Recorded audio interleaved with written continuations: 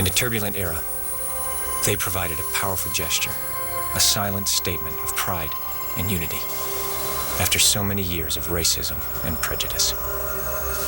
It's hard to explain just how violent the 60s were. You've got to keep the white and the black separate.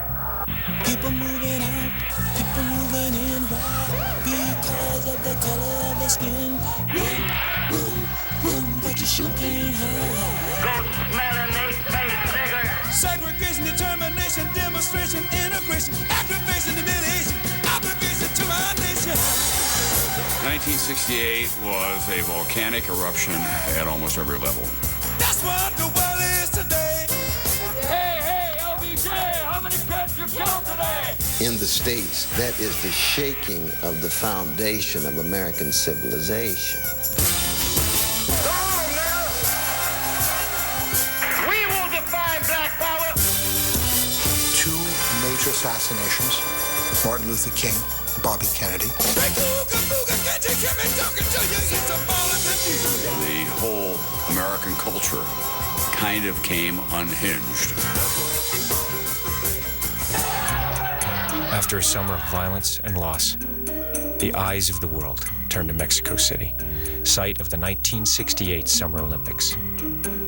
The Games began as a new sense of black consciousness had already taken hold among African American athletes. There had been talk of an Olympic boycott, but ultimately the athletes decided against it. Still, many of them felt the need to make a statement for human rights during the Games. Not a day passed that somebody did not confront you with, what are you going to do? How are you going to do it? We had this platform, this stage. The world was looking at you, so wham, there it is. People were really kind of nervous, and nobody was more nervous, of course, than these old white Olympic officials. I think that everybody was prepared for something stunning to happen. But who among them would step up? By day 4, no one had. Then Tommie Smith and John Carlos took their place for the 200-meter final. There's Questad. It's a good start. And Carlos, as usual, has burst out of the blocks. Tommie Smith running pretty well so far. And in lane 2, Bambouk is strong on the outside. It's Edwin Roberts. It's John Carlos right now. It's Carlos and Smith. And here comes Tommie Smith. Smith has done it with his hands in the air. Tommie Smith had set a new world record. In the tunnel, before the medal ceremony, few words were spoken. They walked to the medal stand with their shoes off to symbolize the poverty of their youth. Tommie Smith accepted the gold medal. John Carlos, the bronze. As the national anthem began to play and the American flag was hoisted, Smith and Carlos bowed their heads and raised a gloved fist into the night air. My prayer was a prayer of solidarity, a prayer of hope, that we could unite as a people instead of being separatists in a country that's supposed to be one. Well, once we turned to leave, I really started thinking hard about, the fact that I was a free man, that they could never put shackles on me again. So they didn't want to be thought just as people who could run faster or jump higher. A lot of people thought that was just black power. No, that was black people affirming their dignity. So it wasn't anti-American. It was anti-injustice in America. But for Smith and Carlos, the reaction was swift and severe. They were stripped of their place on the team and sent home by their own country. The International Olympic Committee said you will either take them off the team by 5 o'clock or you will not be in track and field for the last 2 days of the competition. Smith and Carlos were vilified as militant radicals, but their personal sacrifice had just begun. There would be death threats and hate mail. and long afterwards, isolation and unemployment. Years of desperation and anguish for themselves and those they loved.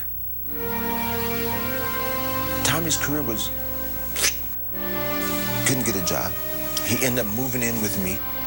He had lost his apartment, his wife had broken up, and he came with a suitcase in his hand. My parents were being harassed mercilessly. There's real concerns around our safety. So he suffered, and he suffered for years. Chips away at your manhood. After a while, you get to the point where these things are so prevalent to you, you hate to look at the guy in the mirror in the morning. It's just amazing how a country can quickly turn, that you win a gold medal for your country, and yet as soon as you take that stand and identify yourself as being proud of who you are, then you're condemned. 4 decades ago, Tommie Smith and John Carlos used their moment of Olympic victory to remind America of a greater battle yet to be won. Now at San Jose State, where they trained together, there's a statue in their honor, a statue that shines a light on our appreciation for their message of human dignity. They could just as easily have stood there with their hand over their heart, the national anthem playing in the background, but to represent their country and say, I want to run for America, but I want America to understand who I am. It took a lot of courage for them to do what they did, a lot of courage. I think most black would probably tell you that day was a great day for them, because it probably gave them some hope that, we're going to be able to overcome. They were willing to sacrifice themselves for something far greater than a gold medal or a bronze medal. The fundamental lesson of what they did is courage. Courage to think for themselves. And it's the courage to hope, because what they did this is a sign of hope. And that's a beautiful thing.